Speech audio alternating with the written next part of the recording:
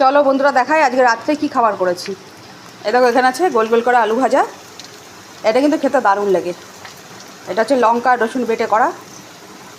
এখানে আলু ভেজেছি, এখানে পটল ভেজেছি, আরও আছে দেখো, চলো দেখাই। এখানে আছে গরম গরম ডাল, দেখো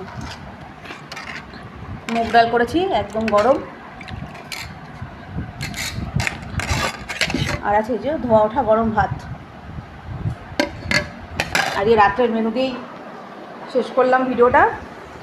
সবাইকে শুভরাত্রি জানালাম, সবাই ভালো থেকো, সুস্থ থেকো। আবার দেখা হবে কালকে সকালে। নতুন সকাল, নতুন আলো, নতুন আশা নিয়ে আবার আসবো।